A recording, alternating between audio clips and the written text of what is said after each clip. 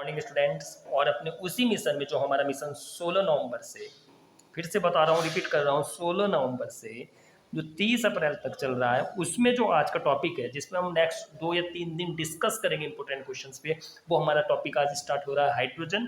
और हाइड्रोजन के अगर इंपॉर्टेंट क्वेश्चंस की बात करें तो जो पहला ही क्वेश्चन है वो क्या है, उसने कहा है कि hydrogen can behaves as a metal. Hydrogen धातु की तरह व्यवहार करती है। उसने पूछा है कि हाइड्रोजन धातु की तरह किस कंडीशन में व्यवहार करेगी। Hydrogen can behaves as a metal. तो याद रखिए, ऑलवेज जब हाइड्रोजन मेटल की तरह बिहेव करती है वो हमेशा एट वेरी हाई प्रेशर पे करती है। कैसे प्रेशर पे करती है? उच्च दाब पर करती है। कैसे, किस पे करती है? उच्च दाब पर। Very very most important question.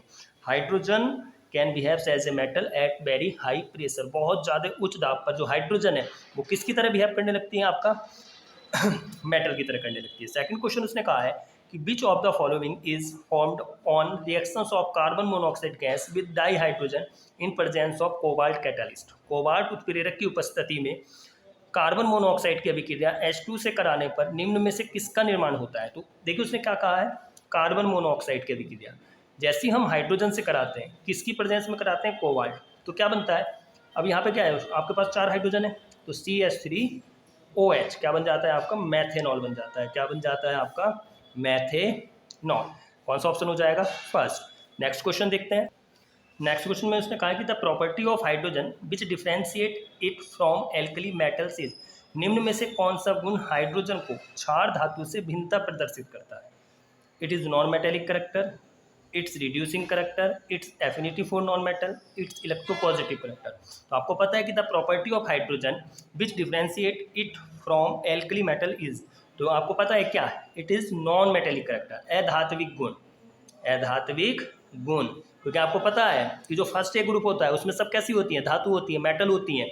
और यहाँ पे हाइड्रोजन क्या है, जो क्या काम करती है? Non metals. तो ऑलवेज याद रखिए, तो कौन सा करेक्टर हो जाएगा? It's non metallic character. Next question, four question में उसने कहा है कि विच one of the following pairs of substance will not produce hydrogen when reacted together. तो क्वेश्चंस क्या है कि, है ना, विच one of the following pairs of substance will not produce hydrogen when reacted together. निम्न में से कौन सा युग्म हाइड्रोजन को उत्पादित नहीं कर सकता है?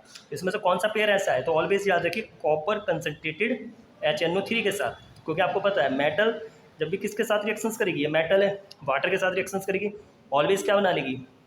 हाइड्रोजन गैस रिलीज कर देगी। ये भी रिलीज कर सकती है। एल्कोहल जिनमें OH ग्रुप लगा होता है वो इजीली क्या कर लेती है? जिनमें OH ग्रुप लगा होता है वो इजीली क्या कर लेती हैं? हाइड्रोजन प्रोड्यूस कर देती हैं। तो यहाँ से ये भी करेगा। मेटल स्टीम के साथ भी कर लेता है, लेकिन जो इसका आंसर होगा, कौन प्रोड्यूस नहीं कर सकता है, तो वो कंडीशन कौन सी होगी? कॉपर। जब किसके साथ रिएक्ट होगा? कंसनट्रेटेड HNO3 के साथ। ओके, तो इसका आंसर क्या हो जाएगा आपका? फर्स्ट। नेक्स्ट क्वेश्चन क्या है कि hydrogen accepts an electron to form inert gas configuration in this. तो उसने क्या कहा है इस क्वेश्चन में? Hydrogen accepts an electron to form inert gas configuration in this it resembles. उसने कहा है, मैंने इसकी हिंदी यहाँ पर लिखी है कि हाइड्रोजन इलेक्ट्रॉन को ग्रहण करके अक्रिय गैस का विन्यास प्राप्त कर लेता है, यह समानता प्रदर्शित करता है। तो याद रखिए, अब आपको पता है कि इनमें से कौन है? Halogen, alkali metals, alkaline earth metals और नन ऑफ दीज। उसने कहा है कि जो हाइड्रोजन है वो एक इलेक्ट्रॉन को क्या करके गेन करके, जो कॉन्फिगरेशन गेन कर रहा है वो किसकी तरह कर रहा है? इनर्ट गैस की तरह कर रहा है। अब इनर्ट गैस की तरह और कौन करता है? आपको पता है हेलोजन। अगर जैसे फ्लोरीन है, फ्लोरीन एक इलेक्ट्रॉन गेन करे तो इस पर क्या हो जाएगा? F negative. और F नेगेटिव का मतलब क्या है कि इसमें कितना इलेक्ट्रॉन आ गया? 10। और 10 इलेक्ट्रॉन का मतलब क्या है? इनर्ट गैस हो गया आपका, क्योंकि 10 इलेक्ट्रॉन पे कौन होती है? इनर्ट गैस आपकी नियॉन। तो ये किससे समानता दर्शाता है? Halogen, alkali metals. तो ये किससे दर्शाता है? हेलोजन से, क्योंकि हाइड्रोजन भी एक इलेक्ट्रॉन गेन करके इनर्ट गैस बना लेता है कॉन्फ़िगरेशन में, और हेलोजन भी एक इलेक्ट्रॉन गेन करके अपना कॉन्फ़िगरेशन कैसा बना लेता है? इनर्ट गैस की तरह। तो ऑलवेज क्या आंसर होगा? हेलोजन। नेक्स्ट क्वेश्चन उसने क्या कहा है कि निम्न में से विच one of the following is not an isotope of hydrogen.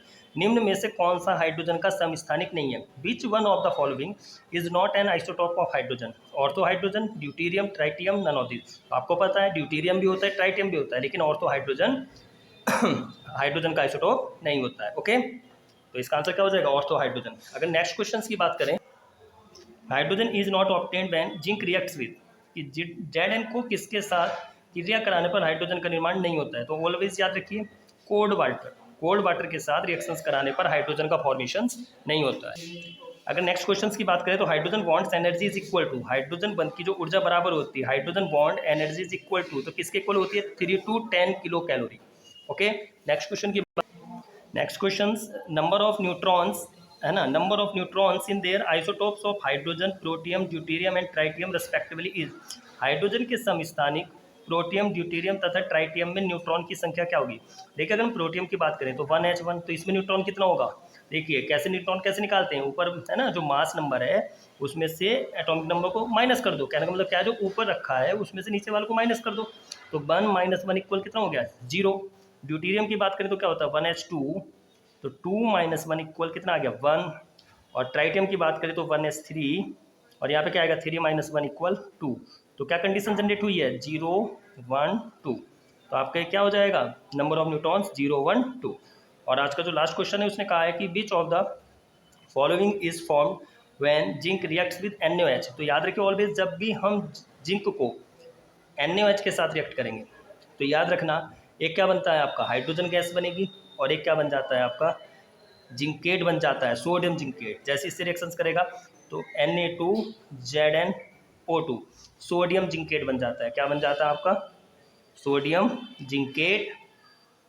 तो याद रखिए जब भी कोई मेटल बेस के साथ रिएक्शंस करेगी तो वहाँ पे क्या बनाएगा, एक क्या बनाएगा सोडियम, जिंक कर रहा है तो जिंक क्या बना लेगा आपका, जिंक NaOH के साथ रिएक्शंस करके, जिंक NaOH के साथ रिएक्शंस करके क्या करता है सोडियम जिंकेट बनाता है और हाइड्रोजन गैस रिलीज करता है। तो 10 questions very very most important थे आपके किसके, हाइड्रोजन के। अब इस चैप्टर से हम अगर बात करें तो मैं आपसे इस पर 30 क्वेश्चन के ऊपर बात करूँगा। 10 क्वेश्चन मैंने आपको बता दिए, 20 और बताना है। Okay, take care.